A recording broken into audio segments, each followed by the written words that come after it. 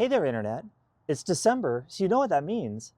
No, it's not Christmas season. It's fix all the stuff I broke on the Airstream over the summer season. Whatever.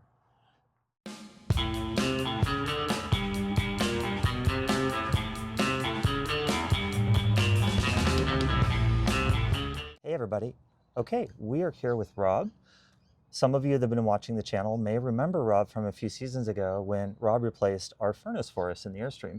Over those years, we've kind of built up, I would say, somewhat of a relationship. Rob's been extremely helpful in servicing the Airstream over these years. I was delighted when I found out that Rob has launched his own business, Excella RV Repair. Mm-hmm. Now, this is very dear to my heart, and I'm so excited for Rob because there's a big difference here. I have interacted with mobile RV repair businesses in the past, and they have helped, no question. One big difference, though, each one of those businesses that I interacted with got around eventually to saying something along the lines of, yes, but I don't know specifically about the Airstream. Mm-hmm. Now, Rob, as you may recall, you're specifically trained on servicing Airstreams. Yeah, years of experience. Years of it. You've been to Jackson Center, mm-hmm. right? And Yep. You've been trained. Yep. Now, here's the big one. This is the big one for me. You can do body work. Mm-hmm. You have done body work on our Airstream many times. Yep. And you have many years of experience with it. So you do this. Here's the best part. It's mobile. Amazing. Yeah, there's not a whole lot of mobile work that's specific to Airstream. And I feel like there's a need for that, especially out here in Arizona, where there's a lot of Airstreams. So what is your service area out here in the Phoenix area? The kind of depends on the job. It's the greater Phoenix Valley. Okay. If the job's big enough, I'll travel.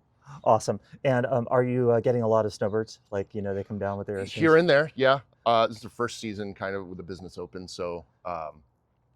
Fantastic. Yeah. That's great. So we're going to get down to it, and we've got a whole list of stuff that Rob's going to work on, and we'll have fun. Wheel bearings.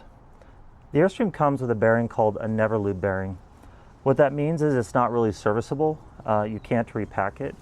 If you want to know the difference between a never lube bearing and an easy lube bearing, I highly recommend a YouTube video by a channel called the TrailerSmith. He has a great video explaining the difference. When I was at Jackson Center Airstream, I asked them about these bearings, and they said even though they're not serviceable, they should be inspected once a year, period.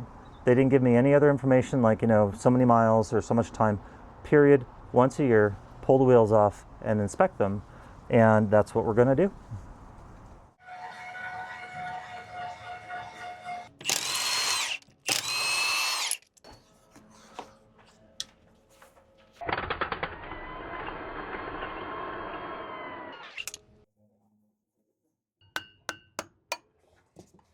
Okay, so with a 10,000 pound trailer, what does that little piece do? If all else fails and this nut that's holding the wheel on falls off or loosens, it doesn't totally come off. Okay. Have you seen that happen when you go to service these? Never seen that. Oh, look at that monker. And am I correct? These are non-serviceable bearings? Pretty much, so, yeah. There is a lock ring in there. I've tried to press them out. Yeah. I think you need to heat the hub quite a bit to get them in there. What are your thoughts on that? Is it better to have these never lubes and just replace them, or do you wish they could be repacked? I mean, it certainly makes maintenance better. Okay. Instead of doing these like every year, right? Or having to repack the bearings. You really don't have to do much to them for years and years. However, when they do need to be replaced, then your wheel falls off. It's pretty pricey to replace them too. And what we're looking here is just any real bad burn spots down inside there. These look really good. Okay. I mean, there's not that many miles on these, but after Airstream told me to do them yearly, I was like, okay. They should be inspected, yeah. Okay. So the inspection is good so right. far on this first one at any rate. Yeah, these look great. And just make sure there's not any scarring, anything like that on the spindle. That would indicate if there was a loose condition or something like that. Spindle looks fine. Brakes have plenty of life on them. And what is, what's this? That's the magnet. So when you apply brakes, Yeah. it's going to give a 12-volt signal Mm-hmm. to these. And this is going to magnetize to this face in the rotor. No kidding, and that's how it causes it to expand. Right. So when Wow. it pulls forward, you'll see this brake move out. I see it. And then when you go in reverse, this one's doing all the work in reverse. Very clever. Yeah, it's just a little cam in there. It's doing all the work. You'd think the shoes would be unevenly worn then, but they look the same to me. Yeah, I used to have the gain set too high on these a couple years ago. Mm-hmm. And that's where I got into trouble. We got scorching and had to replace them all. So that's now I've got the gain down more like 3.5, 4. Yeah. That seems to have done the trick. So Right. I didn't know. It's just things about Airstream ownership that nobody tells you. All right, anti-seize. Now that just goes right on the spindle. Yep, it's just that the interface between the spindle and the bearing is pretty tight. If any moisture gets in there, it's going to stay in there. Got it. You really hate to have these things basically welded on there. Yeah. Have you had that condition before, where you're like? I haven't. But I could imagine there's not a whole lot of places to bang on these things to break one loose. So 150 foot-pounds. Good God. This is like watching like some of that heavy equipment I watch on these mining shows, right? Like they have these giant wrenches. I mean, look at this thing. Some of those are like 14,000 foot-pounds. They have giant torque multipliers. But they put a little tag on here, so to remind you. It's obviously very important that it's the right torque.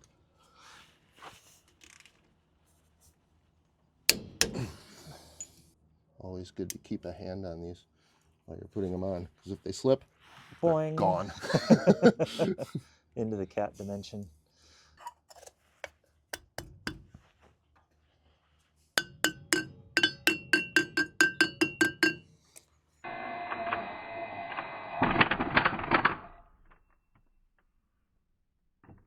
Looks like you're adjusting the amount of passive brake while they're not engaged. Is that right? Well, they're supposed to adjust themselves. Okay. And they will to a point. We can kind of help it along. It really tightens it up. Makes your brakes effective. And is it, I've heard sort of rumors from other folks that worked on the Airstream that the brakes are kind of on a little even like this normally. Is that sound right? Right. Yeah, that drag. Yeah. That's normal. Okay. Explain to our viewers, what risks are they taking if they don't do this kind of service? What kind of things can happen to your wheels?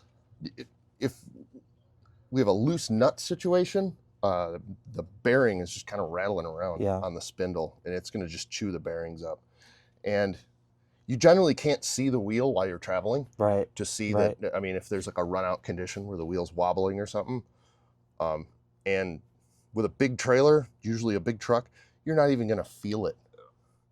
I mean, you could go another 100 miles and smoke's coming out the back. So literally it's no joke. Like your wheels can catch fire if you don't, service them. And right. And now with the torquing here, I guess it's a little bit of a drastic statement, but your wheel could fall off too, right? If you're not properly. Yeah. Okay. Yeah. All that's really important. So wheel separation and fire are risks if you don't do this service. Yeah. And anything with a tire, I mean, a set of tires is pretty cheap compared to all this underbelly, all that plumbing, everything that can get damaged. If you're into your sidewall or the lower side sheet here, I mean, I've seen you do that. $10,000 repair. And yeah, and you had a trailer where you were doing that kind of as it was kind of a side thing, right? Like when you had spare time, you were working on one. I remember seeing the whole panel was pulled off. Mm-hmm. I mean, it was an enormous enormous effort. It's a big job. Yeah, I mean, like, I can't even explain to folks what it looks like with the side of an Airstream panel pulled off. Got a little tiny burn mark in there. We do have kind of a corresponding mark on the spindle. I mean, it's an indication that the bearing probably got hot at one time. Okay. We probably replace it then next time you're out.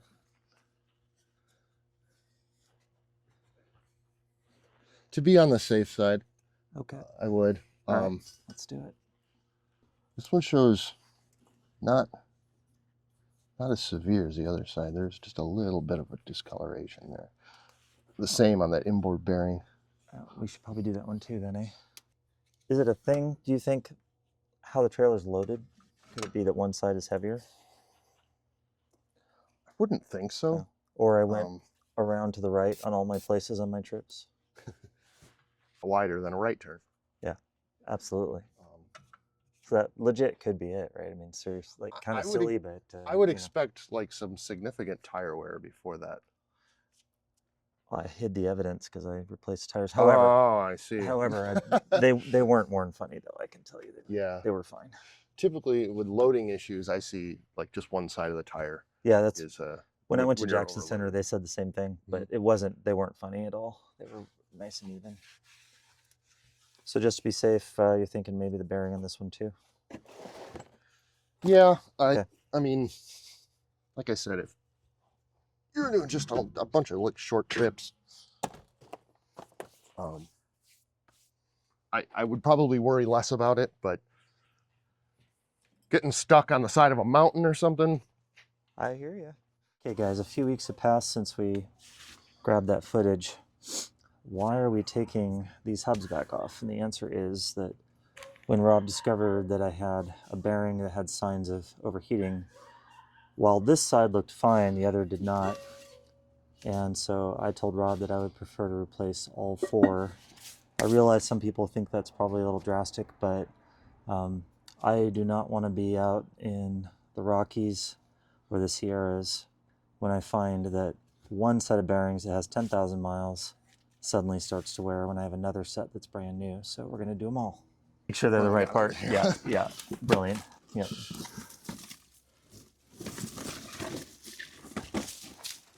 Oh, never seen the real world. Look at how shiny.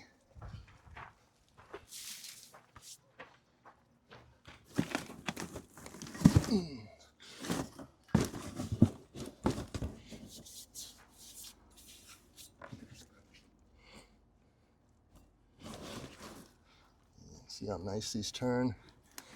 Totally dry. Oh yeah. Yep.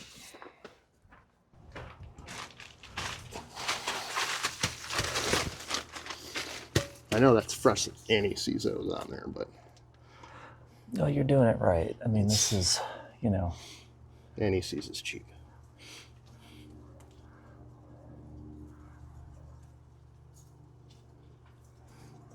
Yeah, I think I read up on it. It basically keeps water out. Basically is what it does, I guess. There's a handful of different kinds. It's probably graphite.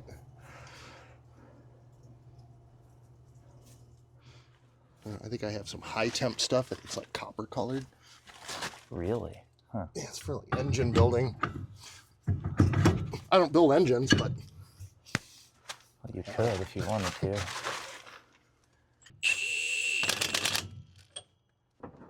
New hubs. No concerns about worn bearings on these. And it's always been a little unnerving.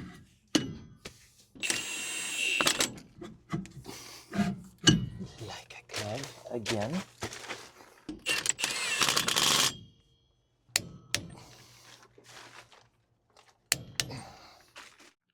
Okay, so let's review. To service the hubs, Rob removed each of the wheels, pulled the hubs off, inspected them, looked at the bearings. He also inspected the spindles. We did discover that 2 of them needed to be replaced, so I opted to do all 4. He also inspected the brakes. He inspected the brake magnet. He adjusted the brakes, put everything back on, torque to spec, and now we have a gorgeous set of wheels ready for another summer of adventure.